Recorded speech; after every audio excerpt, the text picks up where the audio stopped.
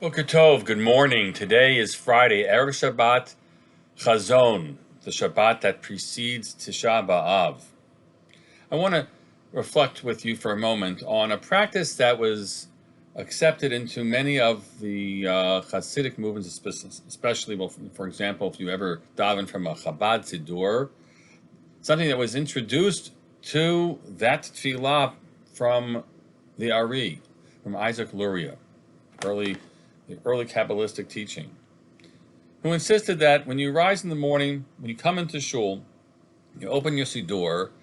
Our siddurim open, aside from the early little brachot things, the tefillah kind of begins with Ma tovu alecha Yaakov, how goodly are your tents, O Jacob, Mishkanotecha Yisrael. You're reflecting on what it means to stand in this space.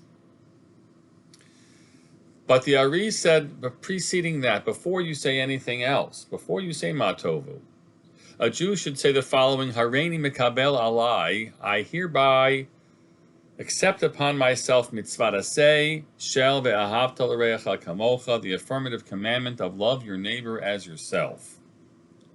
V'hareini oheva kol achavi b'nei Yisrael kanavshi me'odi, and I hereby declare that I love every one of the children of Israel, my fellow Jews, kanavshi me'odi, as if they were my very self, my very being. So that's great. It's important, right? It's one of the mitzvos. It's a mitzvah to say, Haftarecha kamocha, and it might be one of the most important mitzvos Rabbi Kiva told us, that the right Zeh klal gadol b'Torah. But what's it doing here in tefillah? Why is it part of my prayer service? So that's a good question, right? And one explanation would seem to be that it's meant to frame what my davening is about. How do I pray? What am I thinking about when I daven? And if I'm just thinking about my needs, or my mishpacha's needs, my personal ones, or my family's needs, and I stand up to pray for them, then I've failed, because I have to recognize that prayer is a collective thing. I pray in the plural. I pray for all my fellow Jews, and so I kind of attune my mind to that experience at the very outset.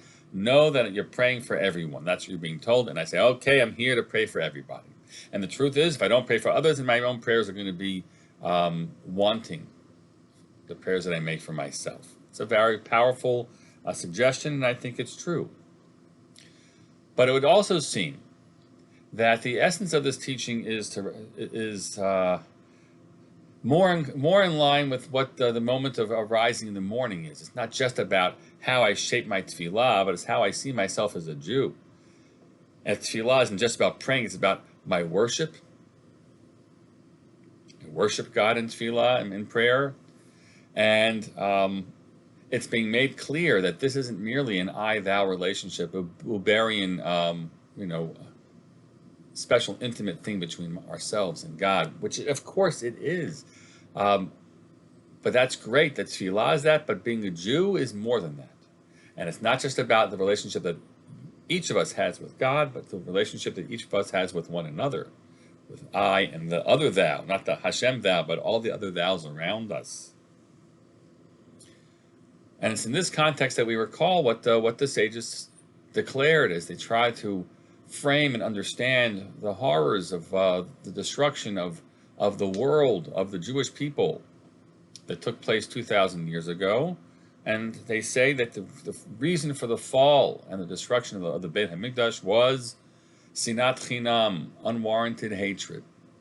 Unwarranted hatred.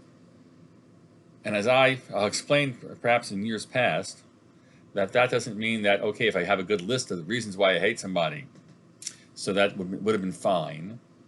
But rather, what's my disposition?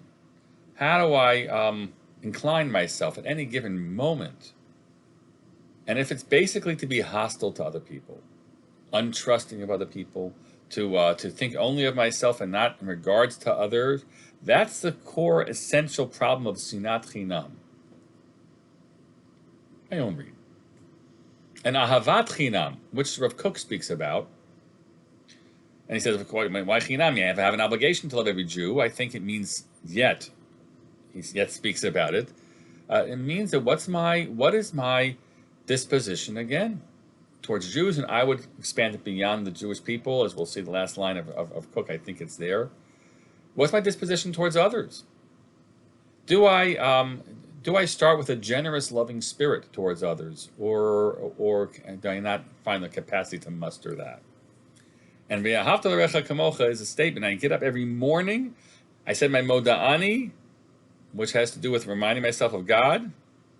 But before I come back and do more worship of God, I have to stop and say, what's my other disposition? And that is my sense of connectedness with everyone around me, and my desire to have a bond that is built on seeing their good, and being generous towards them in that way. And so Rav Kook made sure to tell us, and reflecting on the nature of Sinat Chinam as a reason for the Churban, of the destruction of the temple. In Necharavnu v'necharav ha'olam imanu. Taught this in the past.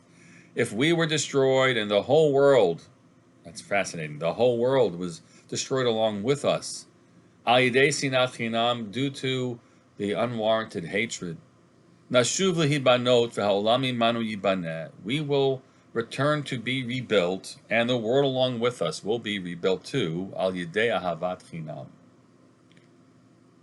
Through this disposition, as I'm reading it, through this sense of bond with everyone, with every fellow Jew, and I expand it as I do to humankind as much as we can, even to those with whom we share very little.